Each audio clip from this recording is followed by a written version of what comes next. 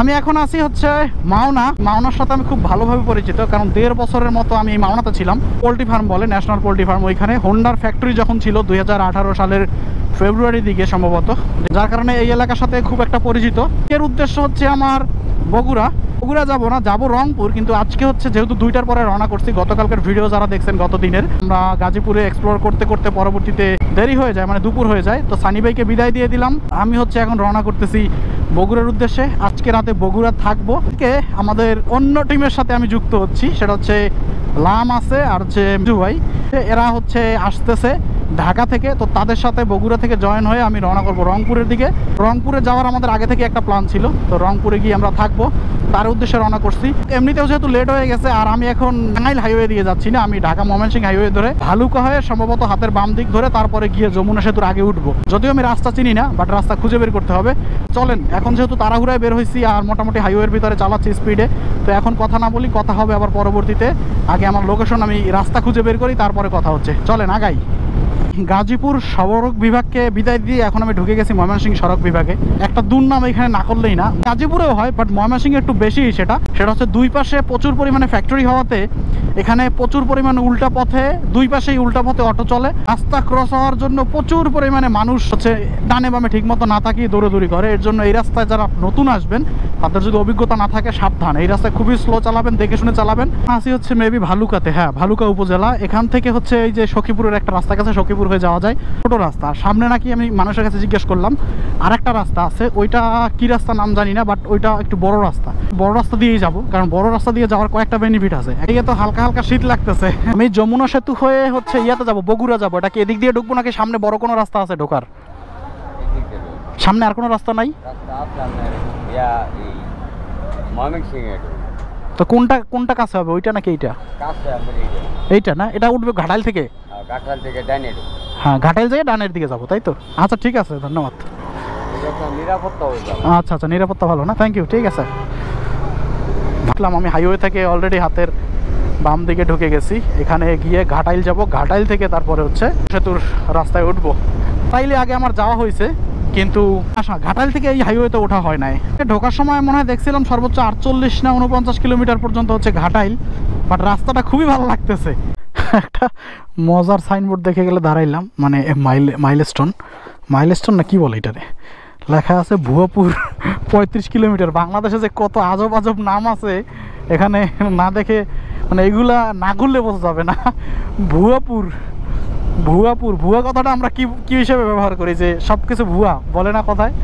তো যাইতে যাইতে টাঙ্গাইল বলি দুরু, এখান থেকে ঘাটাইল আছে আর মাত্র 24 কিলোমিটার। আর খুব সুন্দর একটা আবহাওয়া পাইছি, দুই পাশে হচ্ছে বনভূমি আর মাঝখান থেকে রাস্তা চলে গেছে, মনে হয় এটা সরকারি বনভূমি আর কি। টাঙ্গাইল, গাজীপুর এগুলো কিছুটা সেম ফ্লেভারের জায়গা, বাট এগুলো ভালো।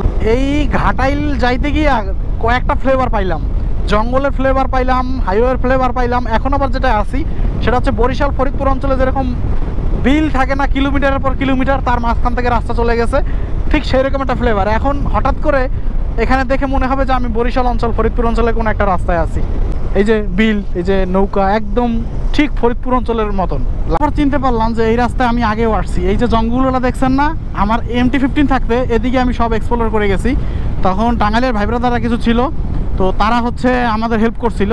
এখানে ক্যাম্পিং করছিলাম, মাইধার চাল হচ্ছে এদিক দিয়ে মাইধার চাল যাওয়া যায়, আর পিছনে একটা খেলার মাঠ আছে, ওখানে চা নাস্তা খাইছিলাম, মনে পড়ছে। বাট এই রাস্তাটা পুরোটা শেষ করি নাই, মানে এই এরিয়াটা ঘুরছি, এটা কেবল মনে পড়লো। বগুড়া যাবো, যমুনা সেতু উঠবো কোন দিক দিয়ে? এদিক দিয়ে ওঠা যাবে? হ্যাঁ হ্যাঁ, মানে বগুড়া যাবো, বগুড়া। হ্যাঁ এদিক দিয়ে না, এটা যমুনা সেতু এদিক দিয়ে বাজবে না? বগুড়া তাই তো বলতেছি, এছাড়া তার উপায় নাই, যমুনা হয়ে যাইতে হবে। হ্যাঁ শর্টকাটই মারতে হবে, কারণ এটা তো অনেক দূর। এদিকে যাই, এদিকে।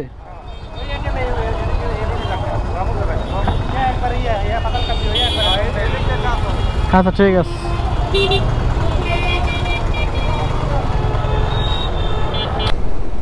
আমি ঘাটাইল বাস স্ট্যান্ড থেকে ঢুকলাম হচ্ছে একটা রাস্তায়, যেটা হচ্ছে সোজাসুজি বের হয়ে গেছে, মানে যেদিক থেকে বের হয়েছি আমি ওদিক তার সোজাসুজি বের হয়ে গেছে। এটা একটা ছোট রাস্তা, গ্রাম্য রাস্তা, একদমই ছোট। কিন্তু ঘটনা হইল যে এই রাস্তায় এত প্যাচ, যে প্যাচ কোনো জিলেপিতেও আমি দেখি নাই। আপনি 50 মিটারও 20 মিটারও যাইতে পারবেন না, তার ভিতরে কর্নারিং, এত প্যাচ থাকে নাকি রাস্তায়। এই দেখেন, এই খালি কর্নারিং, কোনো গাড়ি ওভারটেক করবো চালাবো কোনো সুযোগ নাই। আর রাস্তা এত চিপা যে অপোজিট থেকে একটা গাড়ি আসে তখন দুর্ঘটনা ঘটবে। এই যে এতক্ষণ পর, প্রায় 20 মিনিট পরে গাড়িটা আমি ওভারটেক করলাম। আপনাদের একজন প্রো রাইডার দেখাবো এখন, যারা সে মার্কুস ভ্যালেন্টিনো রশির সাথে গেম খেলে, মানে রেস খেলে। এই যে দেখেন সামনে আমার, এই দেখেন শুরু করছে কেবল কর্নারিং করা। অনেক ছোট রাস্তা দিয়ে ঘোরাঘুরি করলেও একবারে যমুনা সেতুর গোড়ায় চলে আসছি। এই যে দেখেন এই রাস্তা দিয়ে, এই যে দিক গেলে টাঙ্গাইল, মানে এইখান থেকেই মূলত ইয়া শুরু, সেতুর ভাইবটা শুরু। এই যে আমাকে এখন ইউটার্ন করে এই যে এদিক গেলে আবার টাঙ্গাইল যাব। ভালো হয়েছে ওই দিকে এলাঙ্গা থেকে আসি না, তাহলে অনেক পথ চালান লাগতো। এদিকে ছোটোখাটো পথ হইলে মোটামুটি ভালো তাড়াতাড়ি চলে আসছি। উত্তরবঙ্গে এর আগে কখনো বিকেলবেলা সেতু পার হওয়া হয় নাই, রাতের বেলা একবার পার হয়েছি মনে হয়, আর হচ্ছে ইয়াতে পার হয়েছি, সকালবেলা পার হয়েছি। বাট এই প্রথম হচ্ছে বিকেল টাইমে, এই সূর্য ডুবে ডুবে এই অবস্থায় সেতু পার হবো। এখন ভালো লাগবে, কারণ নদীতে এখন সূর্যের আলোটা পড়বে, সেই আলোটা রিফ্লেক্ট করে আসবে। অসাধারণ একটা দৃশ্য। জানি না ক্যামেরায় দেখাইতে পারবো কিনা, বাট আমি দেখতে পারবো। টোল চলে আসছে, টোল দেওয়া লাগবে।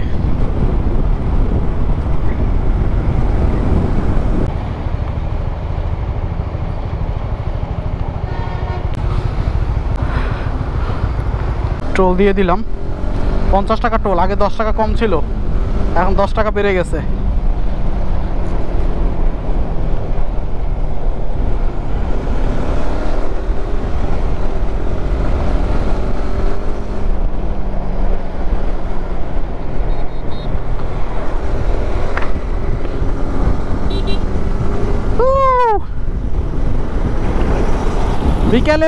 বিকেলের যমুনা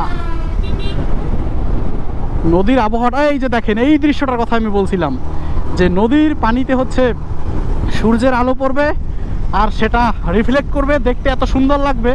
জানি না ক্যামেরায় দেখা যাচ্ছে কিনা। এখন অসাধারণ একটা সিনারি লাগতেছে, এখন অসাধারণ। পানির কালার আর সূর্যের কালার একরকম হয়ে গেছে সূর্যের আলোতে। যদিও এই চরগুলো জমে গেছে, চরগুলো না থাকলে আরও সুন্দর লাগতো দেখতে। চরগুলার কারণে অতটা সুন্দর লাগতেছে না, মানে একটা সৌন্দর্য, একটা বাধা সৃষ্টি করতেছে আর কি। আর এই যে এই পাশে নতুন ব্রিজ তৈরি হচ্ছে, সম্ভবত একটা রেল লাইন নাকি।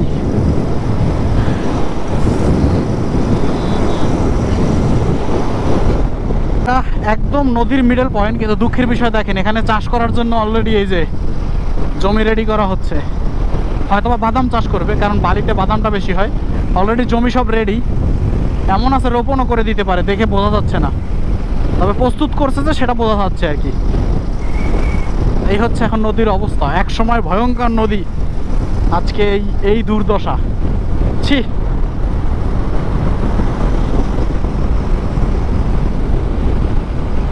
এই যে এখান থেকে দৃশ্যটা দেখেন একটু, যমুনা সেতু থেকে আন্তনগর সব নতুন বগি, কিন্তু যমুনা সেতুর ফাটল ধরায় সব ট্রেনগুলো স্লো যায়। শুনছি পিলারে একটা ফাটল ধরছে, যার কারণে ট্রেনগুলো একটু স্লো চালায়। আমি অলমোস্ট হচ্ছে সিরাজগঞ্জ ছাড়িয়ে চলে আসছি, আর এখান থেকে বগুড়া 50 কিলোমিটারের মতন আছে।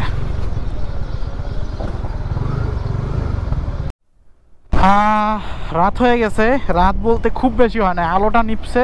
তারপর হয়তো আমি 30 মিনিট চালাইছি, এখন কয়টা বাজছে বলতে পারি না, 5:30 বা 6টা বাজবে সর্বোচ্চ, যদিও অন্ধকার হয়ে গেছে। আর এখন তাড়াতাড়ি অন্ধকার হয়। আর আমি এখন বগুড়ার 7 মাথায়।